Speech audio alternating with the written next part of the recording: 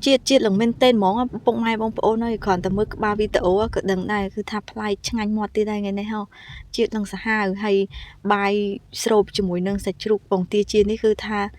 ខានធ្វើហូបយូរបានតែទិញគេហូបអីចឹងណាកាលនៅរៀននៅអីចឹងទៅគឺថាឆ្ងាញ់មែនទេហ្មងហើយនេះគឺថាពងមាន់គឺយើងយកមកចំនួនប្រហែល7គ្រាប់តែយើងជៀនមិនអស់ហើយយើងប៉ាន់ស្មានតែប៉ុណ្្នឹងទៅហើយគ្រឿងផ្សំរបស់យើងក៏មិនសូវជាពិបាកធ្វើអីប្រហែលដែរបងប្អូនអើយគ្រាន់តែថាយើងចំណាយពេលធ្វើបន្តិចដោយសារតែយើងមានជ្រក់ផងមានប្រឡាក់សាច់ហើយនឹងអាំងសាច់ហើយនឹងធ្វើទឹកត្រីទឹកអីអញ្ចឹងគឺយើងចំណាយពេលយូរបន្តិចហើយគ្រឿងផ្សំរបស់យើងគឺមួយមុខបន្តិចមុខកញ្ចប់ពេកបងតែចង់និយាយថាគឺថាលាយហើយគឺលឹងជាតិមានទាំងខ្ទឹមកច្រាំមានទាំងខ្ទឹមក្រហមមានទាំងស្លឹកខ្ទឹមមានក្រូចឆ្មា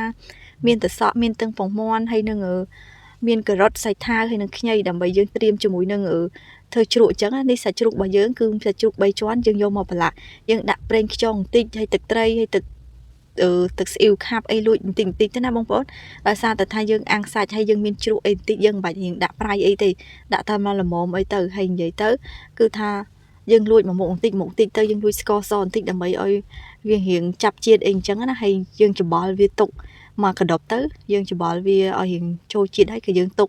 វាមកละលៃដើម្បីឲ្យចូលជាតិចាំយើងយកទៅអាំងហើយនិយាយបងប្អូនមើលទៅពណ៌ក៏ដឹងដែរហើយយើងយកទៅអាំងទៅហុយគឺថាជាតិឆ្ងាញ់ហ្មងយើងដាក់ភ្លើងតិចទៅក៏បានដែរតែនេះខ្ញុំយើងដាក់ភ្លើងរៀងក្រែដែរចាអញ្ចឹងគឺថារៀងចង់ខ្លោចអីបន្តិចឯងបងប្អូនមើលទៅសាច់ជ្រូកគឺដឹងថាតំណងមែនទែនហ្មងហើយជាពិសេសហ្នឹងគឺថាយើងអាំងភ្លាមញ៉ាំហ្នឹងហ្មងហើយអញ្ចឹងគឺយើងងាកមកធ្វើជ្រក់ជាមួយយើងវិញម្ដងមានទឹកសក់មានការ៉ុតឆៃថាវហើយនឹងខ្ញីហ្នឹងយើងច្បាច់អំបិលចោលវាមកទឹកសិនអញ្ចឹងណាបងប្អូនច្បាច់វាឲ្យវារៀងទន់សាច់ការ៉ុតហើយនឹងឆៃថាវទឹកសក់អីអញ្ចឹងទៅហើយយើងក៏យកមកលាងទឹកម៉ាសាទៀតទៅកុំឲ្យវារៀងប្រៃអីអញ្ចឹងណាអញ្ចឹងក៏យើងសម្រោះទឹកសម្រោះអីអញ្ចឹងចន្លោះពីពេលហ្នឹងយើងចាប់ផ្ដើមមកធ្វើទឹកត្រីរបស់យើងគឺយើងដាក់អំបិលបន្តិចទឹកត្រីអញ្ចឹងទៅខ្ទឹមក្រហមម្ទេសបងប្អូនចេះតែធ្វើជ្រក់ប៉ុណ្ណឹងគឺថាអាចធ្វើបាយលក់បានហើយគឺថាងាយមែនទែនហើយយើងភ្លក់តាមតែចំណង់ចំណូលចិត្តរបស់យើងទៅដាក់ស្ករសដាក់អីអញ្ចឹងទៅណារៀងផ្អែមអីតិចផ្អែមប្រៃអីទៅគឺថាឆ្ងាញ់ហ្មងអញ្ចឹងគឺថាបន្ទាប់ពីយើងបានច្របាច់អំបិលចោលវាមកទឹកហើយយើងចាប់ផ្ដើមមកលាយជាមួយនឹងទឹកត្រីយកតែម្ដងគឺថាបងប្អូនមើលតែពណ៌មើលតែក្លិនគឺថាឡើងឆ្ងាញ់មែនទែនហើយអញ្ចឹងយើងភ្លក់ថែមថយអីតាមហ្នឹងទៅហើយមើលទឹកត្រីធ្វើឡើងថ្លាមែនទែនហ្មងហើយបើយើងបាននៅផ្លាស់សេទុកមួយយប់ស្អែកឡើងមានបាយកកត្រីឆ្អើរត្រីអីហ្នឹងគឺថាក៏បាយក៏អស់ដែរអញ្ចឹងគឺថាយើងជ្រក់យើងហើយយើងចាប់ផ្ដើមមកមើលសាច់ជ្រូករបស់យើងវិញម្ដងនេះបងប្អូនអើយគឺថាមានខ្លោចមានអីខ្លះហើយដោយសារតែថាយើងរៀងដាក់ភ្លើងរៀងខ្លាំងអីចឹងណាបងប្អូនកុំធ្វើអញ្ចឹងអីយើងដាក់ភ្លើងរៀងតិចទៅហើយក៏ចង់ថតឲ្យពុកម៉ែបងប្អូនមើលតែប៉ុណ្្នឹងឯងមិនចង់ឲ្យបាត់មុខយូរអីអញ្ចឹងគឺថាសាច់ជ្រូករបស់នាងខ្ញុំគឺថាហើយឆ្អិនឯងបងប្អូនឯងមើលឡើងតំណងមែនទែនគឺថាឡើងជាតិតែម្ដងហើយជាមួយនឹងជ្រក់យើងធ្វើថ្មីអញ្ចឹងយើងចាប់ផ្ដើមជៀនពងទាយើងជៀនពងទាមួយមុខអីទៀតទៅដើម្បីឲ្យ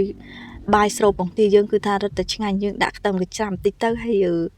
រស់ឌីយើងដាក់តែរស់ឌីមួយមុខគឺថាបានហើយមិនបាច់ថែមថយទេពងទាហ្នឹងពងមាន់ច្រឡំទេបងប្អូនអើយច្រឡំទៅពងមាន់ពងទានៅពេញហ្នឹងឯងអញ្ចឹងយើងជៀនហើយយើងចាប់ផ្ដើមដាក់ចានមកដ লাই ទៅយើងចាប់ផ្ដើមកូរជាមួយនឹងសាច់ជ្រូកកញ្ច្រាំស្រូបជាមួយនឹង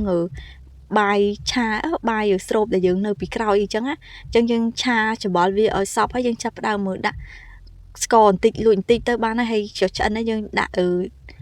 ស្លឹកខ្ទឹមដែលយើងបានហាន់រួចហ្នឹងចាអញ្ចឹងយើងច្បល់លើអញ្ចឹងគឺយើងយកទុកមកត្រជាក់ទៅយើងចាប់ផ្ដើមមកហាន់សាច់ជ្រូកហាន់ពងទាហាន់អីយើងរៀបជាអញ្ចឹងទៅបងប្អូនយើងរៀបអញ្ចឹងឲ្យមើលទៅរៀងតំណងហើយមើលទៅគួរឲ្យចង់ញ៉ាំមែនទែនគ្រាន់តែមើលបងប្អូនអើយគឺថាឡើងតំណងមែនទែនហ្មង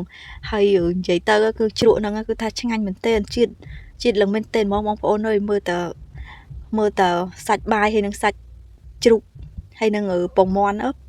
គឺថាឡើងឆ្ងាញ់ហ្មងអញ្ចឹងយើងច្បល់ចូលគ្នាទៅឲ្យវាចូលជាតិហើយនិយាយទៅគឺថាឡើងជាតិហ្មងមើលទៅមាត់ក៏ដឹងដែរបងប្អូនអើយហើយនេះមើលទៅលឹងតំណងហើយវីដេអូរបស់នាងខ្ញុំក៏ដល់ទីបញ្ចប់ហើយពុកម៉ែបងប្អូនអើយគ្រាន់តែចង់ថតឲ្យពុកម៉ែបងប្អូនមើលកំសាន្តមើលតែប៉ុណ្្នឹងឯងខ្លាចអត់សុខអត់អីចឹងទៅហើយមើលការរស់នៅរបស់នាងខ្ញុំសពថ្ងៃគឺសាមញ្ញមែនទែនតែម្ដង